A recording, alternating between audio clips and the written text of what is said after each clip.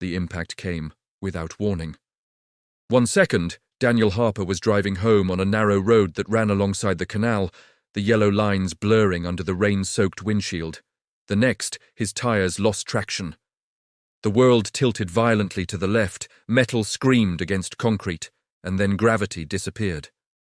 The car broke through the guardrail and plunged into the water.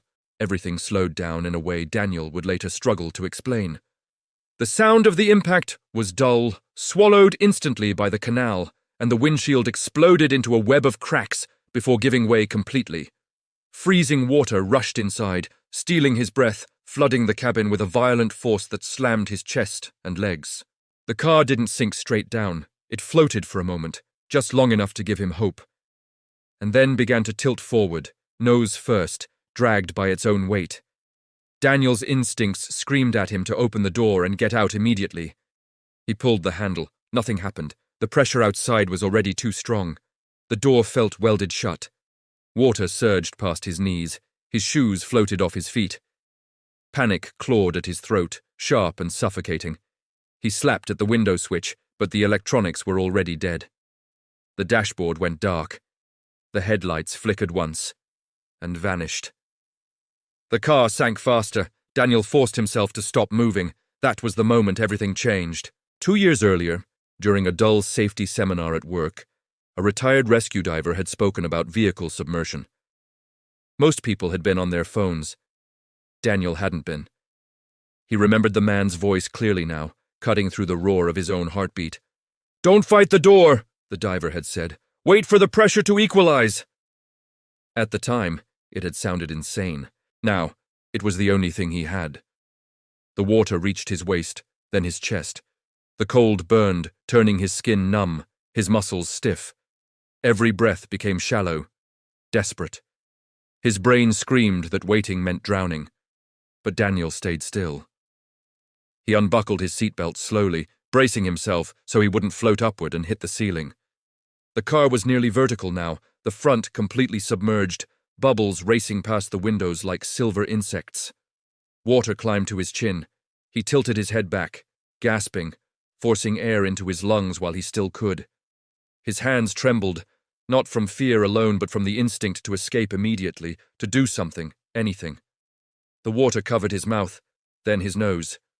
The last pocket of air hovered just beneath the roof.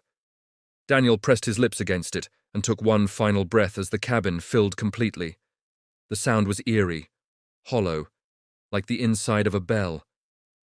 Silence. The car was fully submerged. His lungs burned almost instantly. Every second felt stretched thin, fragile, unbearable. He reached for the door handle again, still locked by pressure. "Wait," he told himself. "Just wait." The water stopped moving. That was the sign. With the cabin completely filled, the pressure inside the car matched the pressure outside. Daniel wrapped both hands around the handle, planted his feet against the seat frame, and pulled with everything he had. The door moved, just a few inches, but it moved.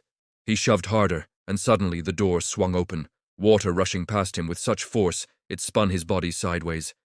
He kicked, pushing himself through the opening, scraping his shoulder against the frame as he was sucked into the dark water outside. For a moment, there was no direction, no up, no down, just blackness and pressure and the distant echo of his own pulse. Then he followed the bubbles. He kicked toward the surface, lungs screaming, vision narrowing to a tunnel of gray light. His arms felt heavy, useless, but he forced them to move, again and again, until he broke through the surface. Daniel inhaled so violently it hurt, coughing, choking, gulping air as rain mixed with tears on his face. He flailed toward the canal's edge, fingers scraping mud, reeds, anything solid, until he collapsed onto the bank, shaking uncontrollably. Behind him, the car vanished beneath the water. He lay there for a long time, staring at the sky, unable to move, unable to believe he was still alive. Minutes later, headlights appeared on the road above. Someone had seen the broken guardrail. Voices shouted, footsteps splashed through the mud. As paramedics wrapped him in a blanket, one of them shook his head in disbelief. "Most people try to open the door right away," the man said. "They never make it." Daniel didn't answer. He was too busy breathing.